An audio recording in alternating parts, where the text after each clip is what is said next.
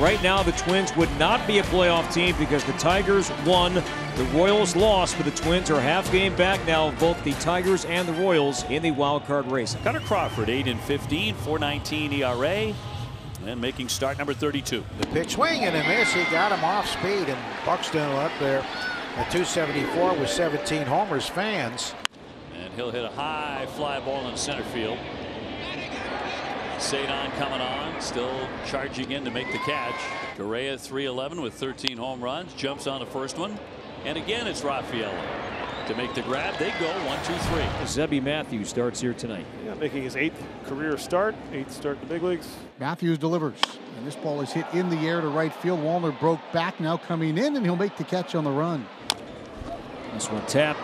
Matthews bare hands, throws him out. Good play by Zebby Matthews. Gonzalez is out, number 2.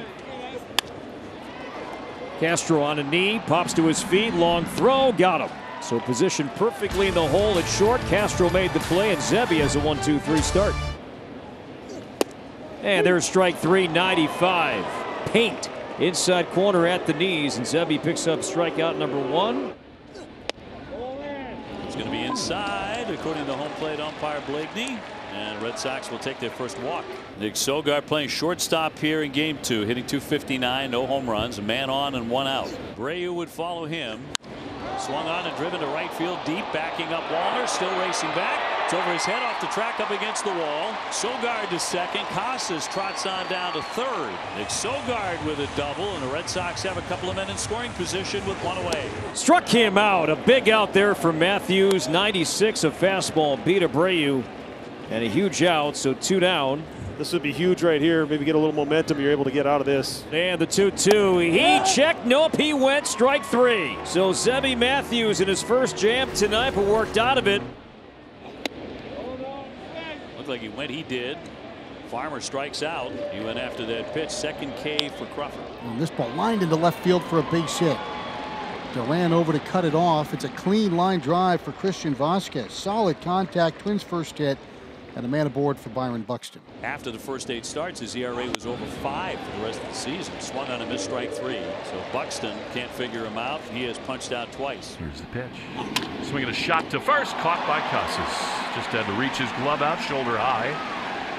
Hitting over. We go to the bottom of the 3rd score. You know, those 2 strikeouts at the end of the 2nd. We know the Twins offense is struggling. It seems to get greater in terms of pressure when you fall behind. So to put that 0 up, I thought was pretty critical to the early stages of this game. They start a series with the Blue Jays tomorrow night. And Zebby goes upstairs, and so does Rafaela. So 4 strikeouts now for Matthews. To left center field in the alley, but Larnach is there. And there are 2 down. Twins have been leaning on the rookie arms here for a large chunk of the second half. 1-0 pitch popped up. Back to second.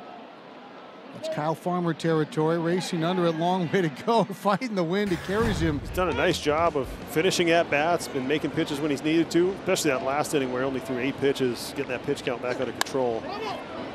And Matthews receives the feed from Santana, and Masataka Yoshida is now 0 for 2.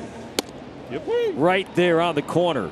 So went away with the breaking ball, and then the fastball on the outside corner, and Wong strikes out for the 2nd time. So looking on the fastball for the 2nd time.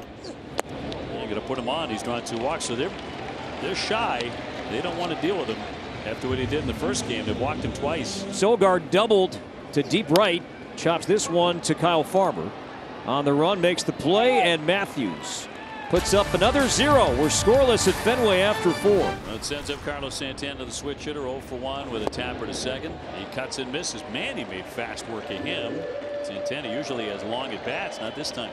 And it's Kyle Farmer's turn. He struck out in the 3rd, had a single and a walk in game 1, 12-game hitting streak for Farmer. To left center field, and Kyle Farmer now with a 13-game hitting streak. And that dude, he's going to be moving up in the lineup as Trevor Plouffe's guy is red hot. And this pitch is lined into right center field, and that's going to drop for a base hit. Farmer checks up at second. Another hit for Christian Vasquez. So the 2 old campaigners at the bottom of the order figuring out Crawford a little bit here. Runners on at 1st and 2nd, and now a big chance with 2 outs for Byron Buxton.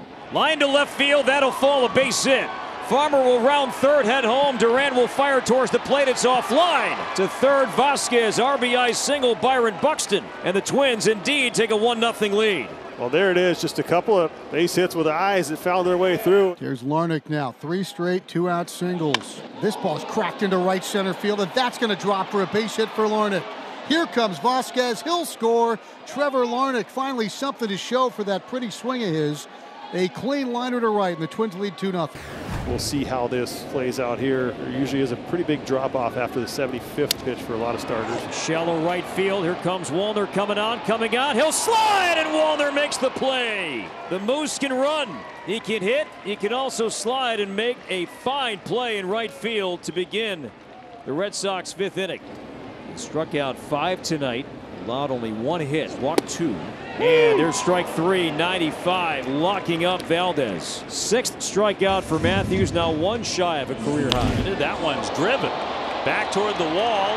He hit it sharply off the monster. Cedon in his second base, and he will slide in with a double. He had himself a hack here with 2 down. So Matthews will not get through the 5th inning, will not qualify for the win, despite another strong outing here in late September. Rafael at second, Duran on at first, and Romy in the box. You're right. Outstanding speed everywhere. See if the Red Sox can put that to good use. 2-1 to Romy. And a high fly, left center field. It's deep. Back by the wall, and it is gone. 3-run homer, Romy Gonzalez, and just like that, the Red Sox lead 3-2. I swear I was about to say I had a feeling about Romy. Left-hander, seemed like he was taking stuff all the way through.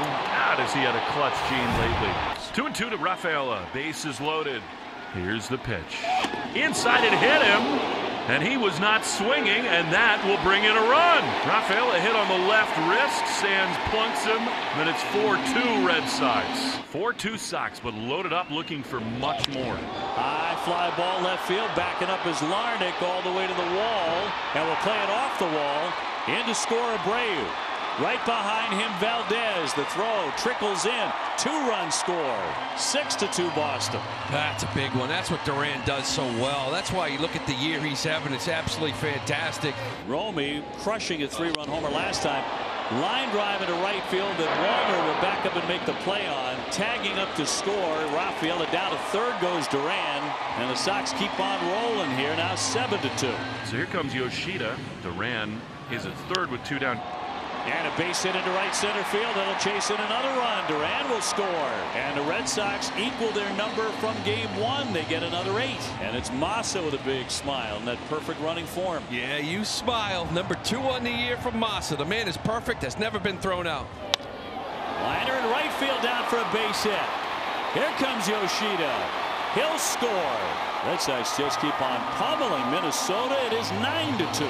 That number right there, you see the 6, that has been popping up far too frequently. You're going back to when this all started for the Twins, this downturn in the season around August 18th. That crooked number, a 6-run inning, an 8-run inning, 7-run inning, that's been common sight here. Well, Crawford is season high 7 innings, which he's done 3 times. That's in there for strike 3.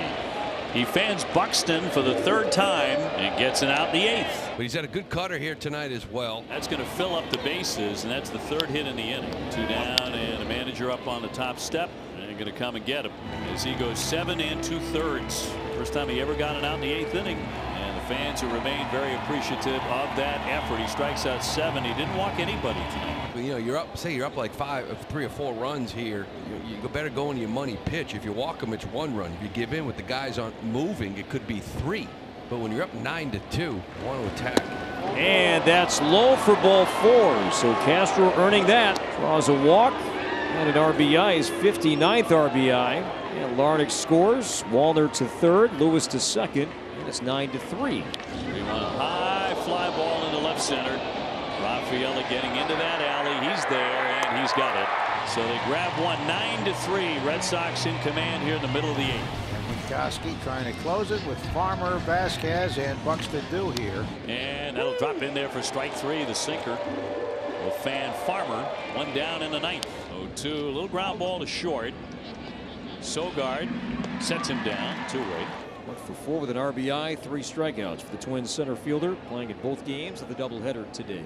Koski's pitch is swung on, grounded to short. Sogard has it. One hand, fires in time. Ball game over. The Red Sox have swept the doubleheader and really put a big hurt on the Minnesota Twins. But the Twins, when this road trip began, had position of a playoff spot, but as they head home, that is no longer the case. Now a game back on the Tigers and the Royals.